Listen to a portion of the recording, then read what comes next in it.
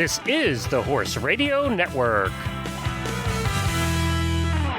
This is episode 289 of the Stable Scoop Radio Show, Gypsies in Dairyland. Please support our sponsors as they make the show possible. This week we thank Equisketch at equisketch.com.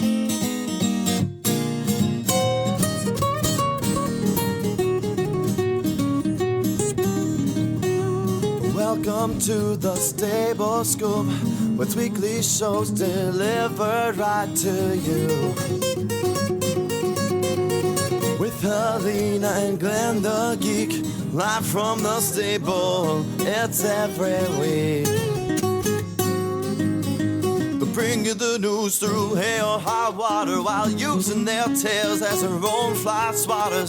So sit on down and laugh till you poop, cause it's time again for Stable Scoop.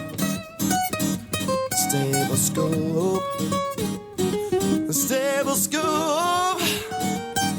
Stable Scoop. This is Glenn the Geek. And this is Helena B., and you're listening to the Stable Scoop Radio Show right here on the Horse Radio Network. Well, howdy, Helena. Howdy. Although we're not talking about anything from parts south. That's true. So maybe I should say hello, Helena. Hello, there's no southern at all today. We're really going north today. We have a fun show planned and a couple other things we have to talk about on the side as well. But we're going to start out today with a training tip. That is going south from Ellie O'Brien. She's been coming on with us once a month to do training tips with us, and she's from New Zealand. But that changes as of today because she's officially moving, and they're on the airplane right now as we speak, Helena, flying to America for their big adventure. So we're going to talk to her about that and her training tip. And then coming up, we have the ladies from the Distance Riding Association of Wisconsin. They're going to talk to us about distance and endurance riding in that cool, very cold, snowy state. Yeah, I know it's cold and snowy because I just flew over it. It was all white. Yeah, there's nothing but white. Totally white. You could barely even see, when you fly over the Midwest, you can see all the squares. Right. Right. I don't know if they're property, the fields, margins or what. Yeah, but you couldn't even see that. It was just white. White. I love the airplanes that are outfitted with the little thing in the seat back that you can see where you're flying over. I think know. That's so cool. It's really cool. Delta has those. We flew United this past trip, and I was so bummed that they didn't have them. And it was like 6 hours of where are we? And you can't check your phone. You can't GPS.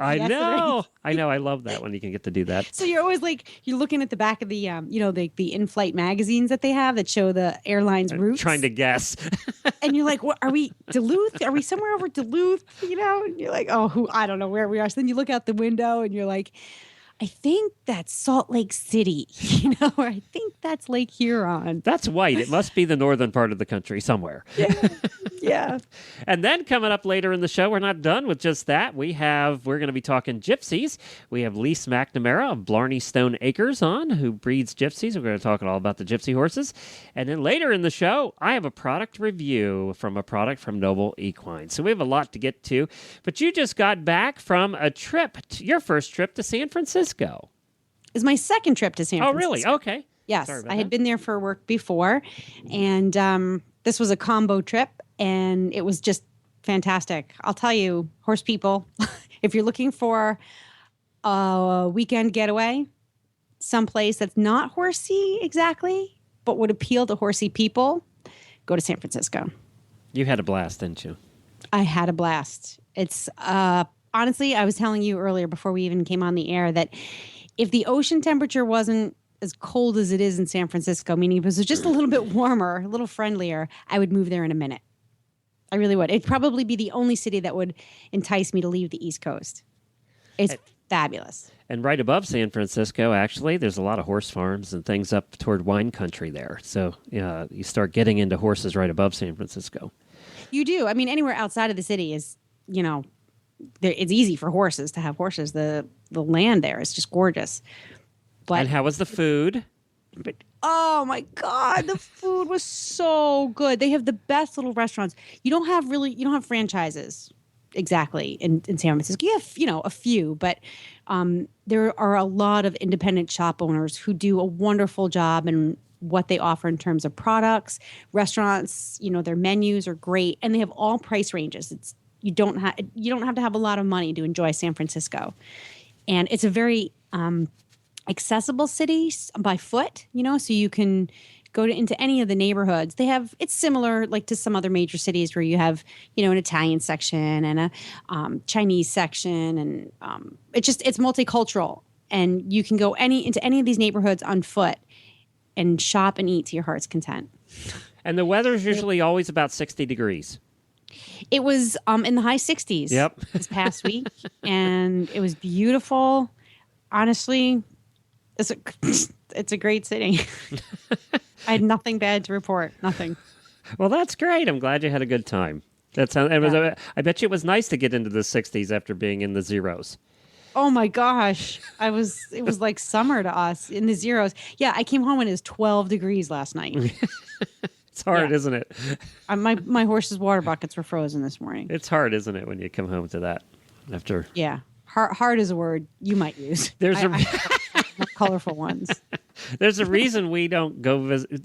We have a hard time even at Christmas and New Year's going back to visit family in Pennsylvania, because it's like, we live in Florida. You don't want to go to the cold.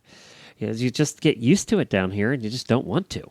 It's like, I don't really want to go freeze. Thank you very much. No, I don't blame you. I don't blame you at all. No. Well, I'm glad you had a good time. That sounded like fun. Yes, I had a lovely time, and I bought a hat. So for you stable scoopers who may also be Chasing a Fox fans, you're going to have to tune in and go check out Chasing a Fox, because we're going to be posting some hat stuff shortly. There you go. I saw one picture of you guys out there trying your derbies in the hat shop. So yes, yeah.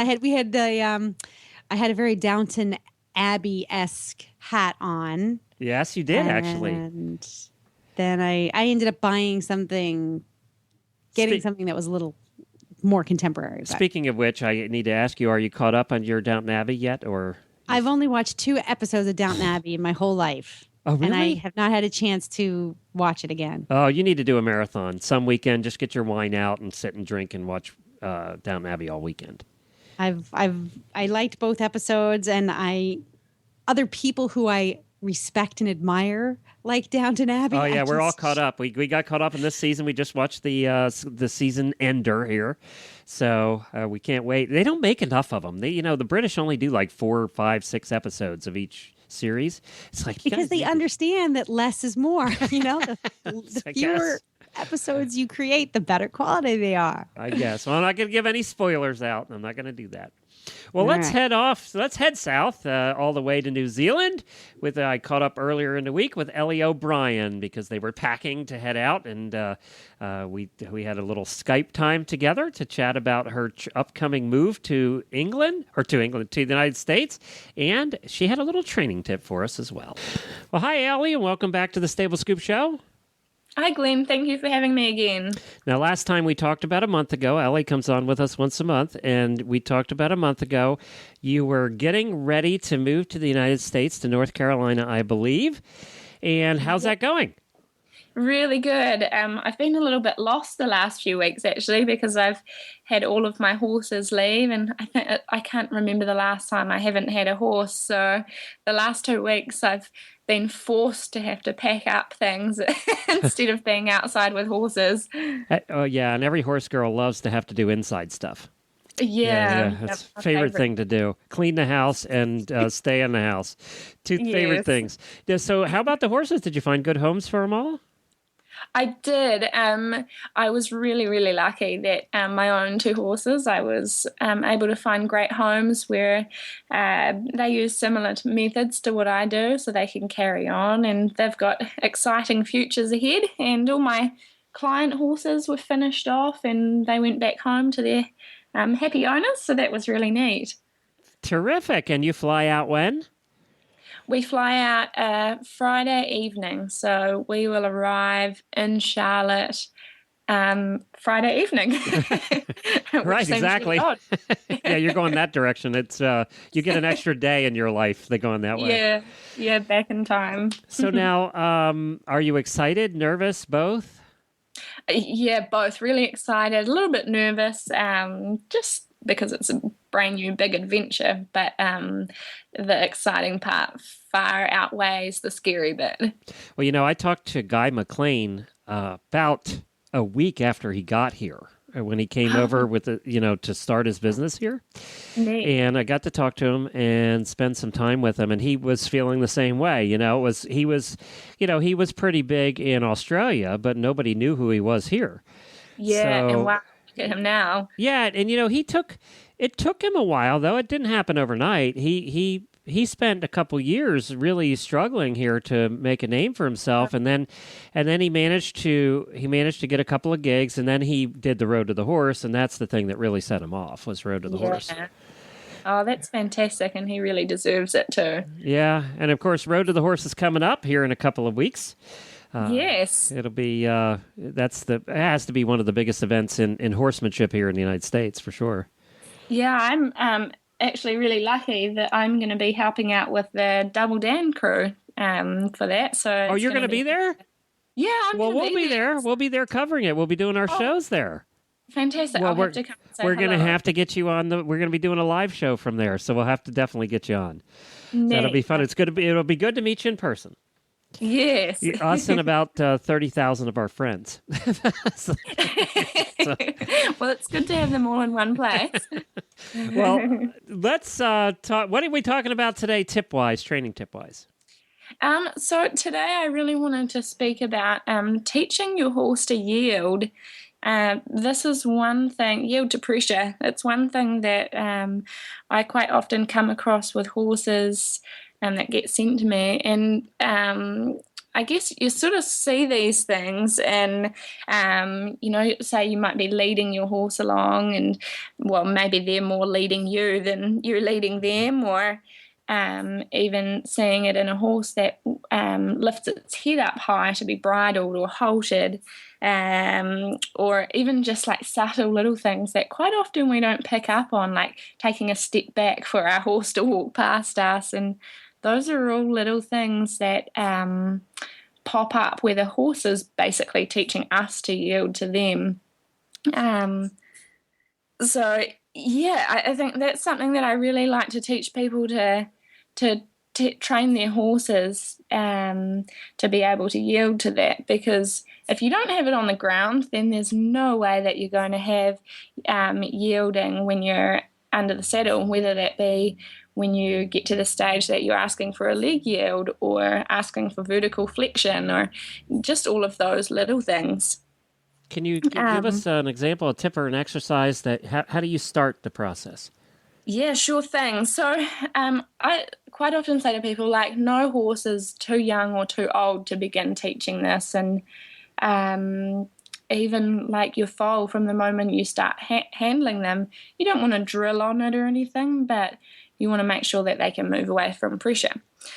So teaching a horse to yield to pressure, we want to do it with respect as well. So you teach that by using the pressure release concept. So that's something that's really easy for us to grasp as humans and makes perfect sense to the horse as well. So adding in that respect part, I always start off as light as I possibly can. So that could even just be a simple body language gesture. So, for example, if we're teaching yielding the hindquarters from the ground, to start off with, I might just look at the hindquarters and sort of step towards them with the intention that I want the hindquarters to move. And if nothing happened from that point, which it usually won't at the start when you're teaching it, then you might pick up on, some people like to use a carrot stick, some people like to use the end of their rope, you might like to use a flag whip, or even just pressure from your hand. So you increase the pressure until you get the horse to, I guess, even just the slightest try in the direction of what you're wanting to happen. So we want the hindquarters to move away from us. So for some horses, it might be really easy for them and they might take a step straight away. For other horses, they may only just shift their weight to the opposite side. So I would release the pressure for whatever the horse gave me, as long as it was in the right direction. I think one thing to be careful of is, especially for horses that don't really yield to that pressure so easily, is not to give up too soon, to hang in there and just wait and wait and wait on it until you get what you're after. So that's basically how it's taught. And then when you're on the horse now, okay, Yes. and how do you translate it then when you get on the horse to take that next step? Yeah, sure thing. So one of the ways that I go about teaching the hindquarters to yield under saddle, first of all, I'll teach the horse lateral flexion from the ground, which is bringing the horse's nose or head around to the side to about 90 degrees. And so I want to have that really good from the ground. And then once I'm up on top, I'll ask for that lateral flexion, bring the horse's head around to the side. Then I'll sort of pivot my weight forward a little bit. So I'm taking my body weight off the hindquarters. My leg goes back and onto their side. And once again, starting off really light with the pressure of my leg and then increasing it until I get a change. And again, you could use, some people like to use a dressage whip for your extra aid. Or you might like to use a flag whip, just so that you don't get a really hard leg, so you can keep that really lovely soft leg, but add in pressure with an artificial aid. So as soon as the horse moves its legs and moves the hindquarters across, I release the leg, but I hold the head in lateral flexion, until it comes to a stop, softens its nose, and then I release the hand. Okay, in that order. Yeah. Does that make sense? That makes sense. I was thinking about some of the videos I've seen of you riding. You don't even carry a whip, do you? No, I don't often use one. I mean, sometimes with a horse that is finding it really hard to get the concept of it, I might use a flag whip. But usually, by the time I've got into the saddle, I want my horse to be really soft and light and all of those things on the ground anyway. So I quite often don't need it by the time I'm up there. It's funny because we were just talking about Guy McLean and off the air, and we were talking about Guy, and he's the same way. He definitely is the same way. He'll make sure that before he even gets up there, all of that is pretty much accomplished. Yeah. So it's kind of a anticlimactic when he gets on. That's right. Yeah.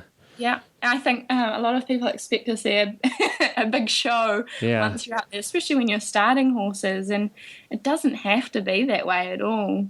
Well, your bones appreciate it, that it's not that way. Yeah, that's right. I've already got enough sore parts. Yeah, you don't need them broken. So yeah. Well, that's great. Well, thank you very much for joining us once again this month, and have a terrific flight. We're looking forward to having you here. We're going to be at Road to the Horse here in a couple of weeks, and I understand you are too, so we'll definitely see you there. That'll be a lot of fun. Thank you so much, Glenn. And where can people meet you? Who will you be with at Road to the Horse? I'm going to be with the Double Dan team. Yeah. So I'm not too sure where I'm going to be. All over the show, I'm going to be in the booth, helping out with clinics, but I'll have all their gear on. So, but I'll post on my fan page as well, so people can keep up to date. And where's that? Where can people find that? So it's just on Ellie O'Brien Horsemanship on Facebook. Ellie O'Brien Horsemanship on Facebook. Thank you, Ellie. Thank you. Bye. Well, we're back, and we're looking forward to catching up with Ellie next time when she's actually in the United States, and we don't have to figure out the time difference, the 18-hour time difference between us. That's a tough one. I know. 5 or 6 hours in Europe is no big deal, but well, Australia, the 18 hours, I kept having to go, okay, and we kept messing up our times, and it's going to be a little easier now that she's living in North Carolina. Yeah. We wish her the best of luck. Coming up next, right after this commercial from Equisketch, we are going to speak with Katie. We never asked her how to say her name. I think it's Bachhuber. I'm going with that. I'm going with Bachhuber. And Barb Gardner. Barb is the president of the Distance Riding Association of Wisconsin. Katie is a listener to our shows, and we appreciate them both being on talking about distance and endurance riding in the state of Wisconsin. Well, I have Katie and Barb here right now, as we said, from the Distance Riding Association of Wisconsin, which I didn't even know existed until our listener, Katie, posted on one of our Facebook pages about it. And then I said, well, I got to have somebody on from there, because I think that one thing you do have, Helena, in Wisconsin is a lot of place to ride. So let's find out more about that. Good morning, Katie. Hi. It's good to have you on. Appreciate you joining us. And Barb, you are the president of the association, correct? Correct. All right, good. So tell us, Barb, tell us a little bit about the Distance Riding Association, what it is and how it came to be. Oh, that would be better for Katie. She's been in it a lot longer. I've been in the sport about 12 years, and I was brought in by a friend. I'm not exactly familiar with how it all started. Katie, do you know? Yes. Yeah. In the early 1990s, we were losing distant rides in the state, and the group formed to pull back some of those rides to the state.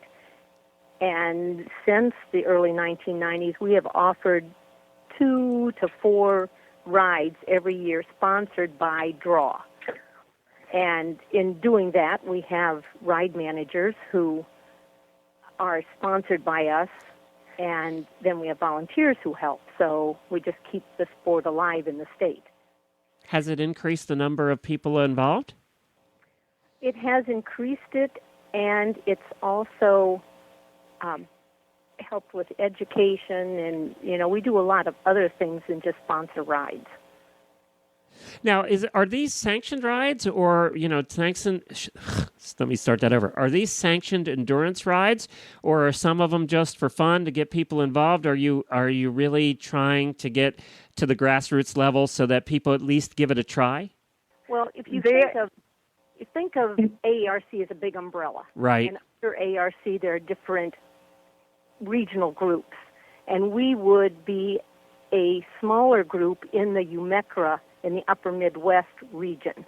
So we run all sanctioned rides. And that's the American Endurance Ride Conference. And AARC, yes. Yep. Yes. Aren't you impressed I knew that, Helena? No, because you probably Googled it. You talk to Karen a lot. Yeah, we have Karen on the show a lot. So Yeah. that's the only reason I knew. Now, what appeals? Let's ask you, Barb. What appeals to you about endurance riding and about distance riding? Excuse me. Part of what I really like is the care given to the horse. We have vet checks that we go through. The horse has to be fit to continue. So there's metabolics that they check and lameness.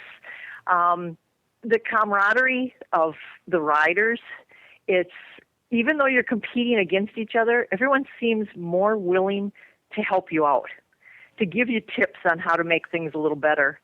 And the main thing is spending time and miles riding your horse. Time and miles, yeah, that's kind of across the board, but absolutely necessary when you're doing distance riding. So there's a much greater commitment, an emotional and an intellectual investment in a partnership, I guess, when you're going as far as you do with your equine partner.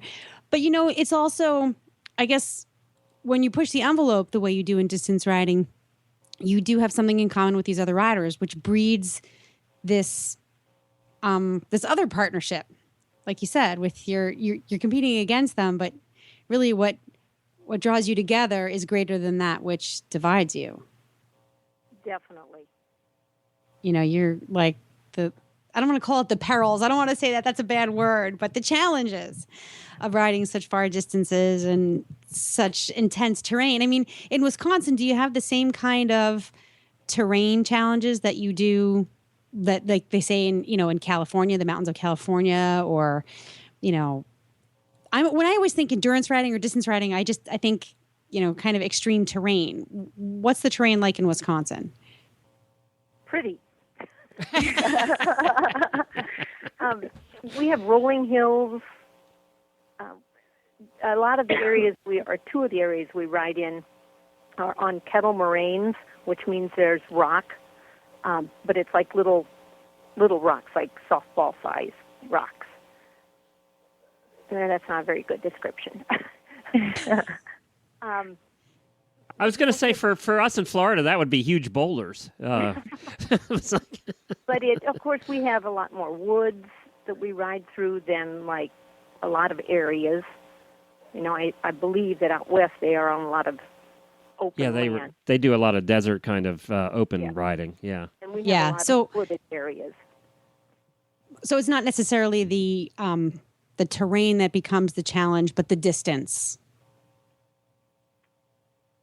True. Would you say? Well, some of both.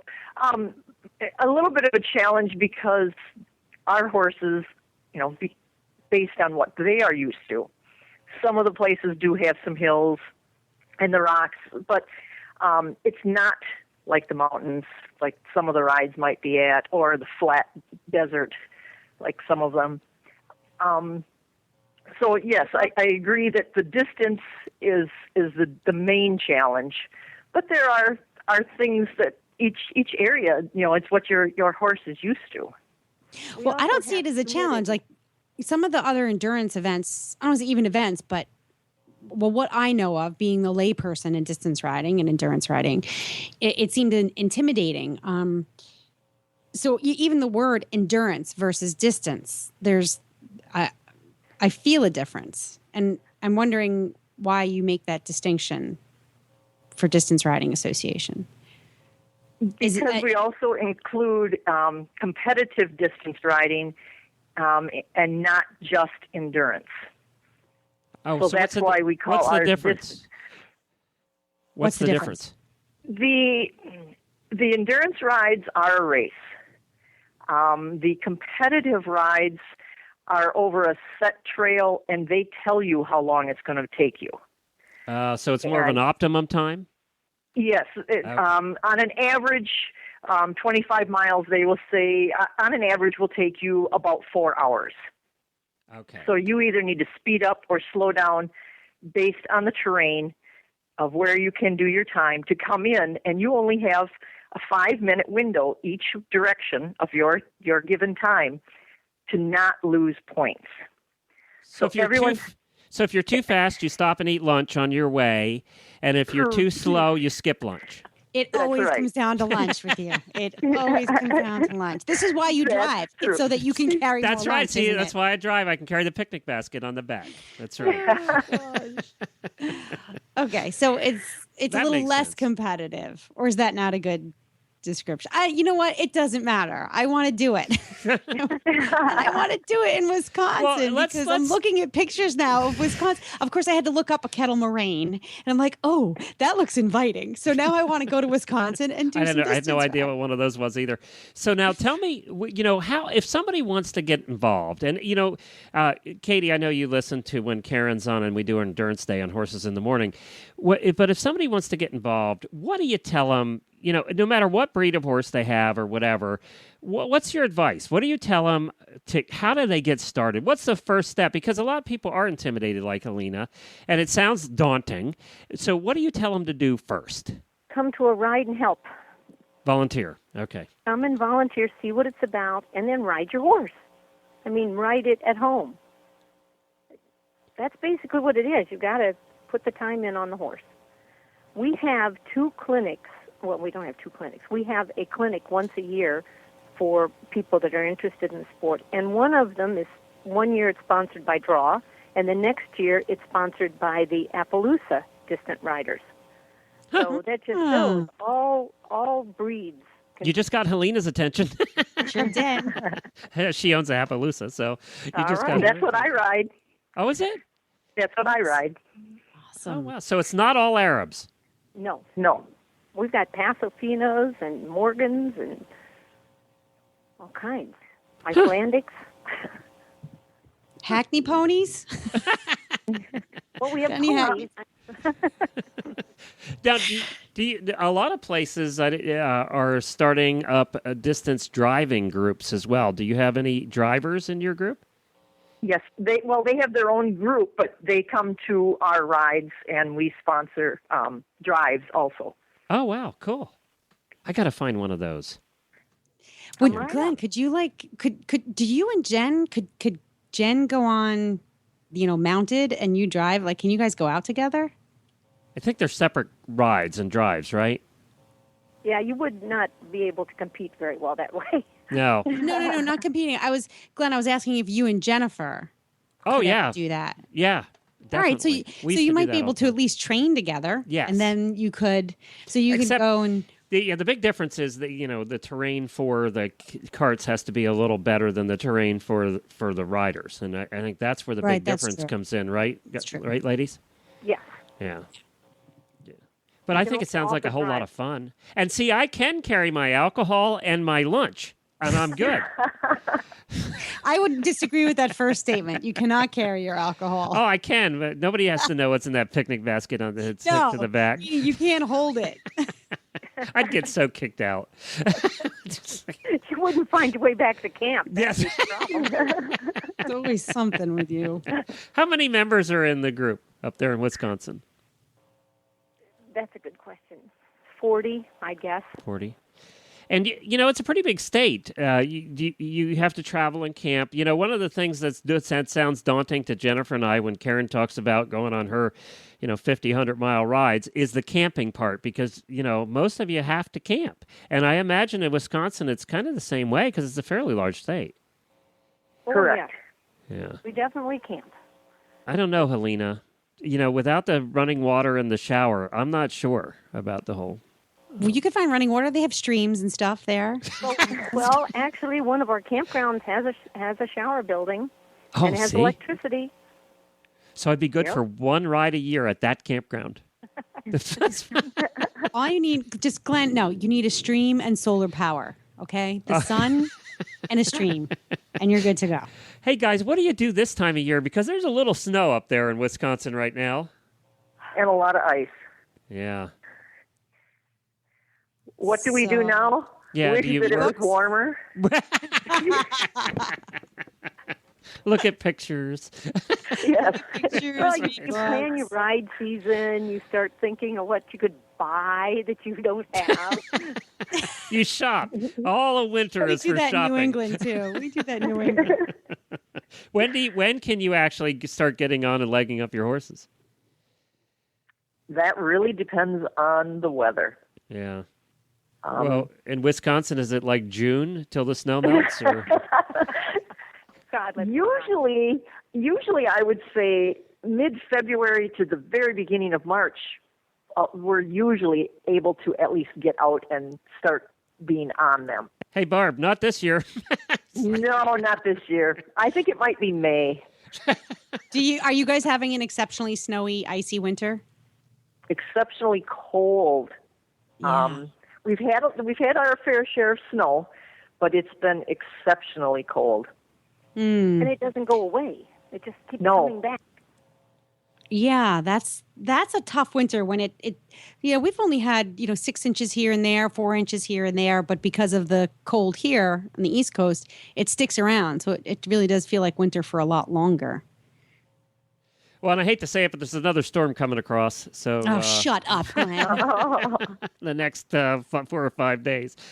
Well, ladies, it's been fun. Thank you so much for being on the show with us today. Give out the website in case any of our Wisconsin listeners want to look into it. I don't know what it is, Barb. Do you know what it is? I can give it. It's I can draw give it. DRAW. It's actually DRAWisconsin.com is how it spells out, DRAWisconsin.com. And we'll put a link to that in our show notes and on our Facebook page as well. And we hope we can get you up a little bit in membership. And, I would say it's like anything else. You just got to try it. You're interested. Jennifer's been interested to do it and hasn't done anything about it. And I think she's finally going to go volunteer and do that step. So, you got to do it one step at a time, Great. All right. That's So- right. Well, thanks, ladies. Thank All right, you. thank you.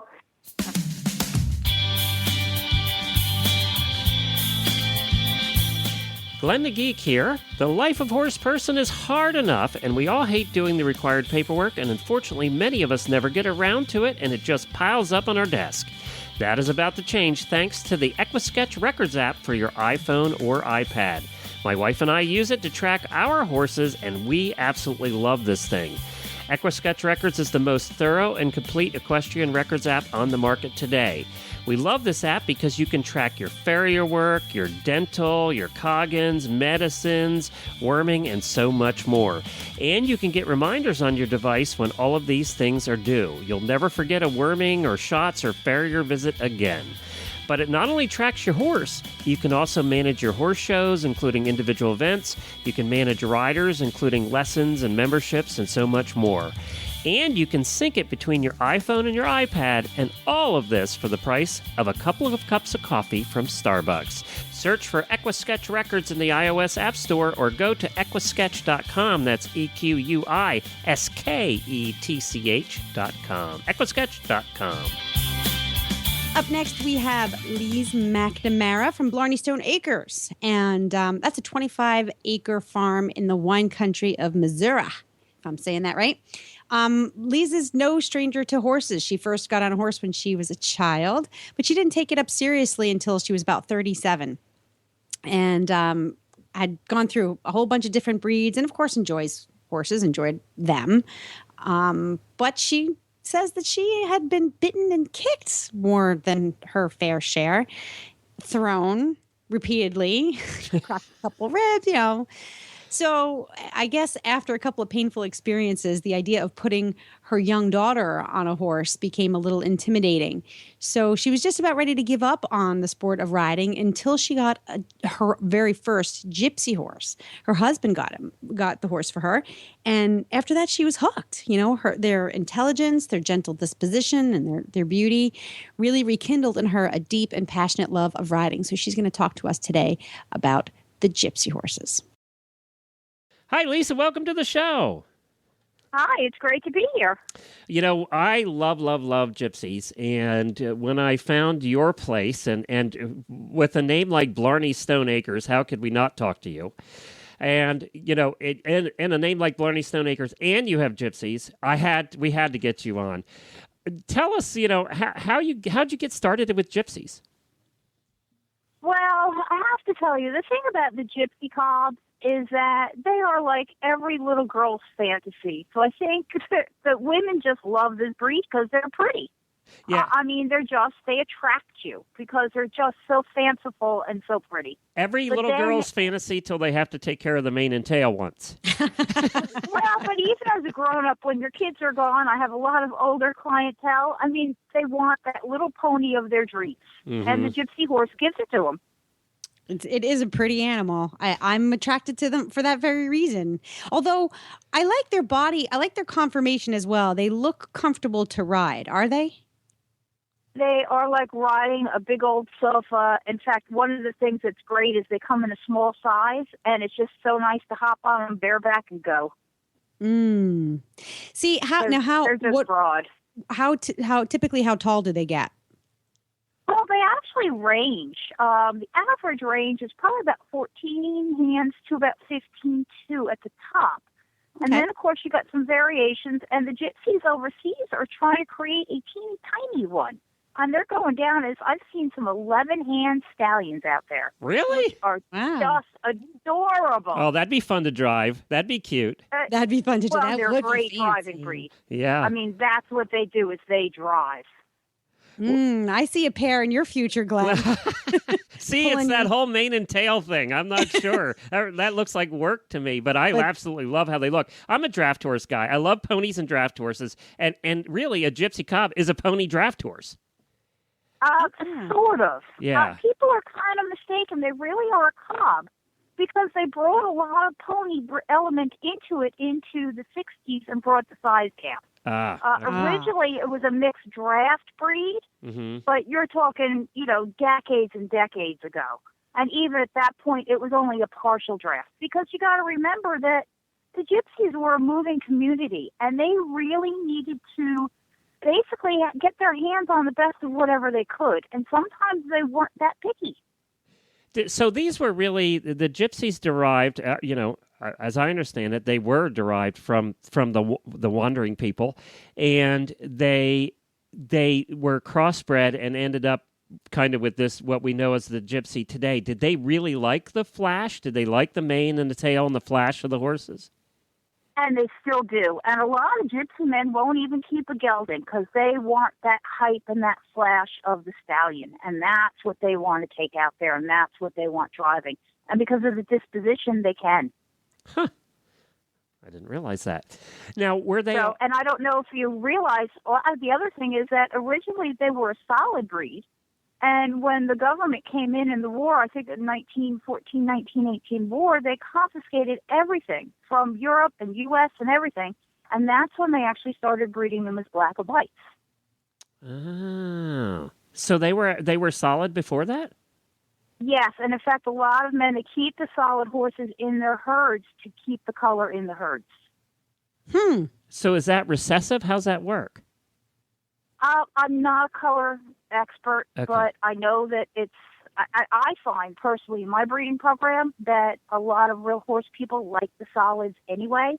So for me, it's an advantage to have solids in my program. I like them. I think no matter what, if you have that conformation and you have that attitude and you have that hair, and this horse can do just about anything, I mean, they're just show me. You know, I'm in love with them. I just love them.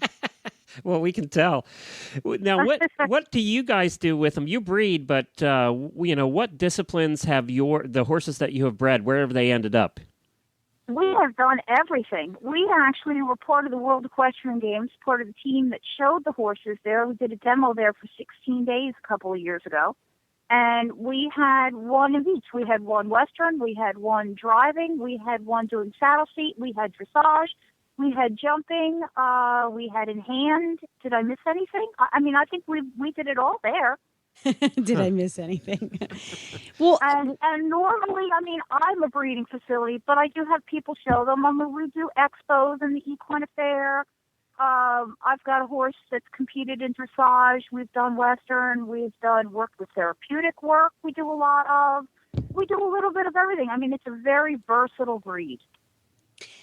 When you do breed obviously you do breed for color and type, how do you work on disposition? Actually, I don't breed for color and type. Okay. I breed for conformation, and disposition really is part of the horse. It's a big part of it.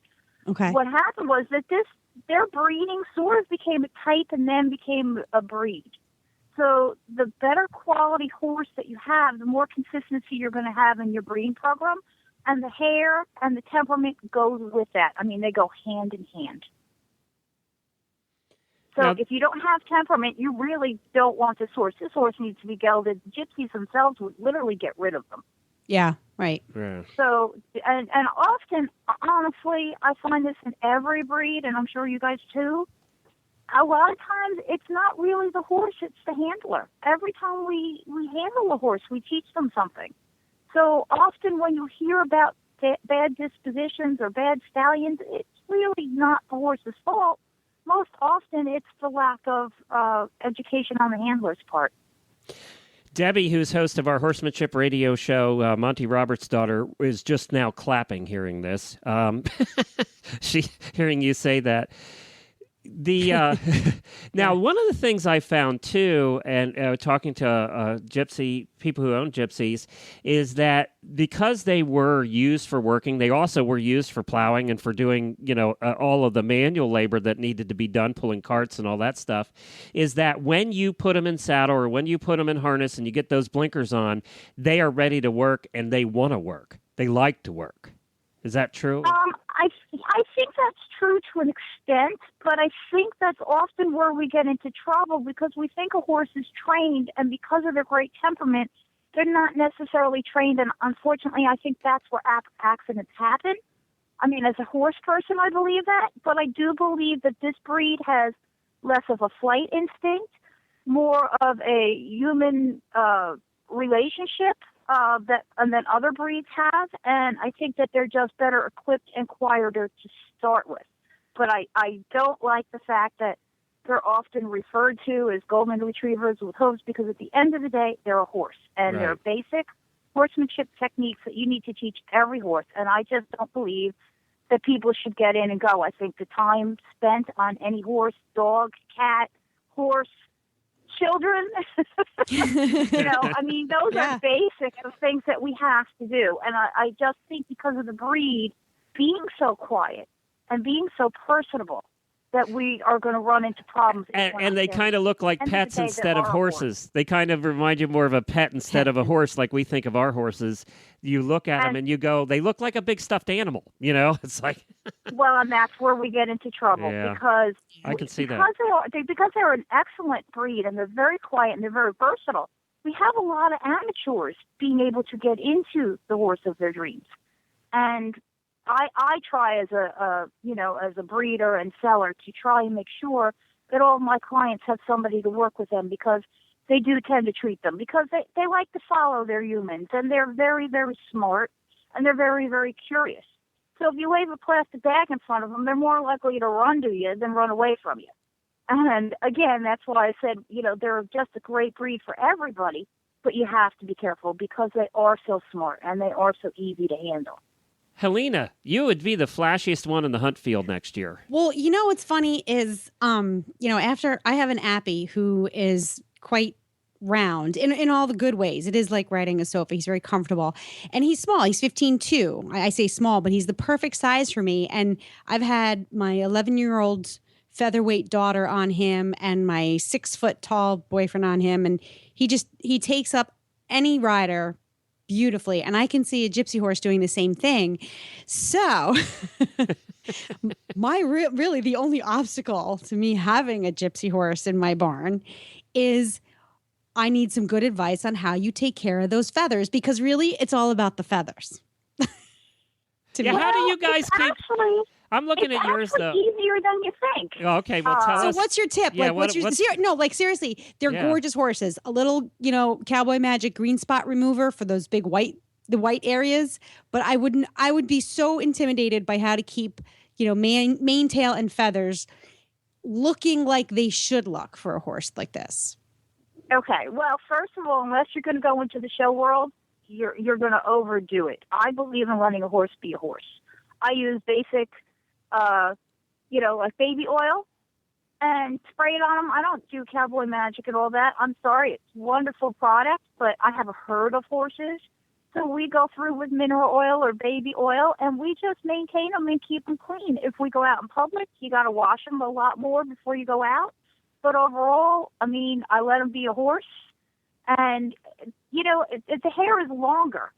But it doesn't change from having a hair on any other breed. It's just that you kind of have more of it, so you make longer brush strokes. The biggest thing is scratches is something that we deal with in the breed.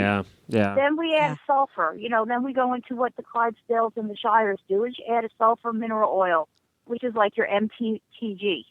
Some of the products that they make on the market, Cowboy Magic is magic. So it really depends on, are you going to be meticulous? You're going to, like my horses, this breed lives outside. They love to be outside. We don't blanket. We don't shoe them. They live outside 24 hours a day. We bring them in stalls because we want them to be in stalls. We go to shows. We maintain them. But it's really not that bad. When you wash a horse and you use a good shampoo, they get sparkly white just like any other kind of horse. They're really not that different. You just have more hair. It's a longer amount of hair, but it's not that hard to care for. Okay. See, so size is not an obstacle for me. Feathers are not an obstacle for me. No, and if you order them, I'm just looking. I'm just looking at horse.com or equine.com at all the gypsies for sale. One thing that might be a little obstacle is the one I'm particularly looking at that I really liked on here is a little out of my price range. I was going to say, now they're all beautiful and they're versatile. This one actually comes with the cart and the Zilko harness to go with it. So yeah. The thing about the breed is they are easy to train, and the younger they are, the more affordable they are. But the great thing about that is that they're a strong, healthy breed, and you can bond with them. And if you do all the work with them, they trust you, and they will do anything for you. So that's a whole different type of advantage. And often people will work with you. We love this breed, and we want people to have it. we want to see it out in public. So often these prices are really just guidelines, and the numbers will drop if you find somebody reputable to work with you. And they're looking for good owners as well. You know, I think with sometimes you can. Yeah, look for somebody to represent the breed well. Exactly. I mean, if you know that somebody's going to take your horse and put it out in public, that's worth a lot more, and very often that price will drop. So those are really just guidelines. But I want to go back to the size for a minute, if I can. Yeah. You were talking about the size, and because it is so broad, people come into my farm and they have this thought that they need this. Like, for instance, my daughter is in the jumping world, and they need this huge, huge horse. And they get on a 15-hand gypsy horse, and they don't realize how big a 15-hand gypsy horse is because they are so broad. They take up so much leg. And people actually wind up walking out of my facility with a much smaller horse than they thought they wanted when they went in. So, yeah. Not to put off, because a lot of horse people like a bigger horse, and they think of this as a pony, and they don't realize how versatile it is in size and capability of what it will do. And actually, that's starting to change now. We've talked to a lot of people from all different disciplines who are starting, the size of the horse is starting to come back down. Yes. In general, even in jumpers and hunters and everywhere, it's starting to come back down. And I think what we're going to see in the next 5 years is we're going to see, horses, instead of having to have that 17.5-hand horse, a 16-hand horse is going to be perfect. And I kind of think that that's the way it's going. At least I hope it is, because there's... It's, Glenn... and one thing, the gypsies come in pony size, which is really nice for the older people and for the driving people. Because it's a lot. And for the 5'2" people. 5'2 3/4", if you don't mind. All those dwarfs out there. All those mini people. I fox hunt, and there's this trend for big beasts out in the field, out hunting.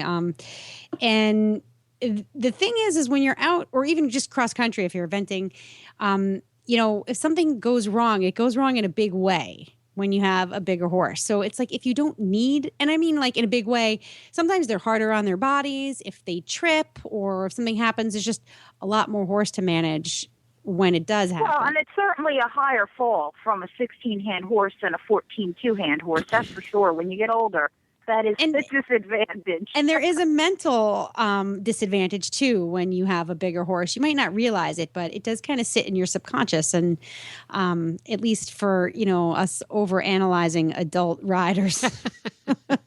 But and for kids too. They're less intimidating for a child to be on a smaller horse and something that's safer. Just has a better brain. Hey, I drive a 13-hand pony. I get it.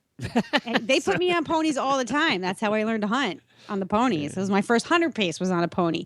They're great confidence builders. And so you're out there and you have fun. Well, and it's nothing like jumping on in the middle of the winter and just being too lazy for a saddle and having your horse keep you warm and just hopping on and going for a little ride bareback. Well, Lise, where can people go see pictures of all of your critters? And I know on your website also you have a for sale section, so they can because I was looking at that earlier. So can you tell everybody? And we're on Facebook, of course. Okay. Facebook. What's the website? We're there. The website is BlardyStoneAcres.com. Okay. And we have we're on Facebook under my name, Lise McNamara, and under the Gypsy Blardy Stone Acres as well. And we have tons and tons of gypsy people out there. If you go on Facebook, you just get all kinds of people and pictures. And, horse people are just, we all love our horses no matter what breed they are. And Facebook has become a great way to just see pictures of everything you can see. And, of course, go to expos and go to horse shows because you're going to start seeing these horses out there. Very good. BlarneyStoneAcres.com. Now it's time for our Tack and Habit segment.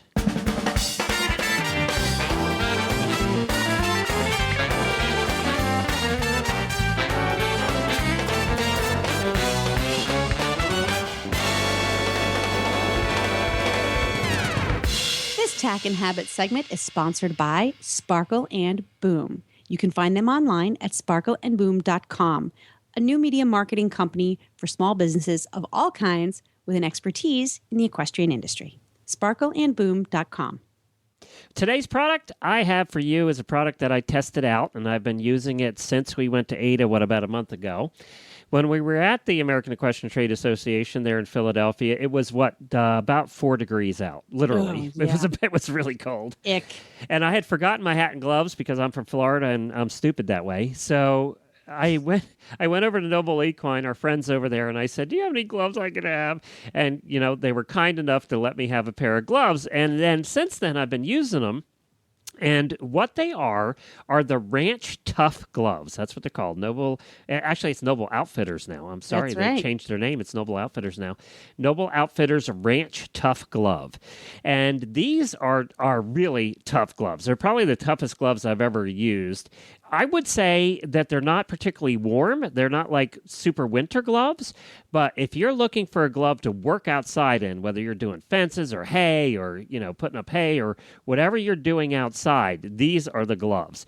They have the padded and reinforced palm and knuckles, and they're made of goatskin leather, so they're soft. And one of the things that is really cool about them is they are Kevlar reinforced. So like between the thumbs and the finger and all of that stuff is Kevlar reinforced, so you're not going to cut it. And I've used them outside now for a bunch of things, and everything you would use your work gloves for, you use these for. However, you know how when you go buy the work gloves at Lowe's, the contractors use, they're big and baggy? Yep. And, they're just clunky. I don't know what other word to use other than clunky. These are fitted to your hand, so they're not clunky. And that is the huge difference that I saw. Plus, they have something that's really cool in the back. I haven't had this problem yet because it hasn't been that hard in Florida, but they have a piece of terry cloth that's sewn into the back of your glove. So when you're sweating, you're not wiping on the rough part of the glove. You're wiping on something that actually absorbs the sweat. It's kind of a neat concept for a work glove. Yeah. Can I wipe my runny nose on it too? You could if you wanted to, yes. That's a Kleenex substitute. I highly recommend washing them occasionally if you do that. That's a brilliant idea. No, seriously, you either wipe your nose or you wipe your brow. I mean, come on, we all do it. I know, it's kind of a neat idea. I agree. Great idea. This is one of the things, I had a chance to spend some time with the folks at Noble Outfitters when we were at Ada, and that's what really struck me was the innovation in their products. They actually think about what they make before they design it. Now, I couldn't really find anything I didn't like about these. They fit my hand. I have big hands, so that's sometimes tough. Yep. So I ended up, because nobody made work gloves in the equestrian world for people like me, I would end up going to Lowe's and buying the big baggy ones. Which when you're trying to grab a hay bale, those fingers are big and clunky, and it just isn't conducive to working efficiently. With this, I noticed they just totally are. I mean, I'm not going to put up hay anymore without wearing these gloves. And I can see because, they're not really winter gloves. So, I wouldn't say you get a maximum amount of winter coverage from them. But also in the summertime, they're not going to be too hot either. So that's kind of nice. As being work gloves, you want ones that are going to be able to do both. And, yes. All the seasons. And these will do that. The one thing I found, if I had a negative to say about them, they have the elastic around the wrist, and then they have about an inch after that. You know how a lot of gloves have the tight around the wrist, and then there's an inch after that kind of is flappy. Mm-hmm. I don't know the reason for that, but I found that I was getting hay and stuff stuck in that little part. Oh, yeah. And I'm sure there's a reason they designed them this way, because they have other gloves that are designed that doesn't have that flappy part, and I'm sure there's a reason for it. I don't know what it is. I just found that to be a little annoying. That's all. But yes, I can see it. It's a catch-all for chat. Yeah, and I am sure they're going to tell me after they hear this that there's a reason for that, and I'd be happy to know what it is. But I just found that to be a little bit annoying, but not enough that I would say I can't use these gloves. Right. It was just one of the little annoyances. Other than that, I didn't have any because I've worked them. And they are tough too because they're Kevlar reinforced. So yeah. They are really a tough glove. I really liked them, and their price is right. I'm taking a look right now to see here what they were. They have a lot of different gloves, by the way. Riding gloves, all different kinds of work gloves. I know. I want to get me some of that. In fact, I'm such a glove snob, and this comes from being like the Princess and the Pea. You know, when you find a pair of gloves that like fit you nicely, they usually come in black or white, right? You know, or brown. But they have a really sorry, you know, I'm going off on a tangent here. This is the Ranch Tough glove, right? Yeah, they're $33, by the way. $33, okay. Yep. So, but they have something called the Perfect Fit glove, which I did try on, which does live up to its name. But they have pink zebra. They have something called sunset horseshoe. I knew you'd like that. They have a color called razzle dazzle. Did they fit real well? Did they fit real well? They fit perfectly, which that's why I said they really live up to their name. But they have a bunch of one of the other things that they have is something called the Cheyenne cowhide glove. See, I'm going off on a tangent here, but it's so hard to find properly colored gloves for fox hunting, and they have a lot of really nice. Their Cheyenne cowhide glove is nice, and their deerskin glove is nice, and their goatskin glove is nice. Oh my God! And they come in like extra small, medium, large, but they have a cool way to measure. Did you see how they do it on their website? No, I haven't. If you click on the measurement chart on any of the gloves pages, what you do is you take a dollar bill. And they have a diagram, and you put your hand over the dollar bill, and where your hand goes to in the dollar bill will determine the size, and they have a chart. So you like if my hand goes to like past George Washington, and that means I'm like a 9. And there's this little chart, and that's how you do it. It's the most clever thing I've ever seen because everybody has a dollar bill around. So it's a really cool way to measure what size glove you take. That's great. Now, that's great, actually. That's great. And it goes right from the inside of your... Yeah, it's the most unique measurement thing I've ever seen. Find what letter your pinky knuckle covers on the bill and on our chart to determine your size. That's so cool. Isn't that funny?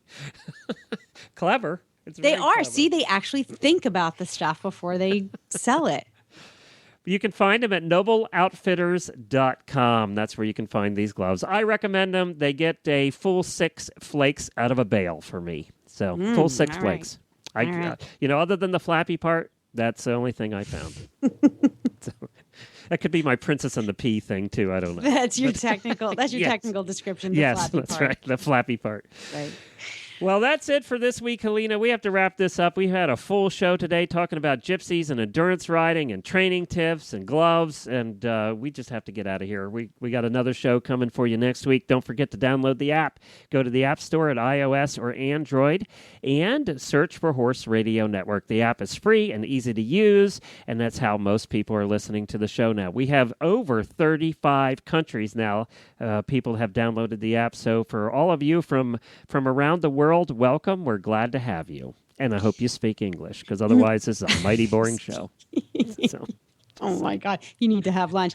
For details about today's show, go to stablescoop.com. We always post links, photos, and more information about the guests we have on Stable Scoop.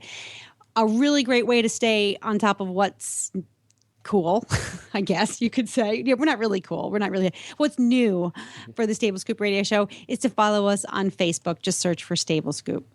We should just say a really cool way to stay on top of what we're interested in. There you go, because we are so not cool. That's right. Many thanks to our sponsors, Equisketch and Sparkle and Boom. We appreciate them supporting the show as they do. And that's about it for this week, Helena.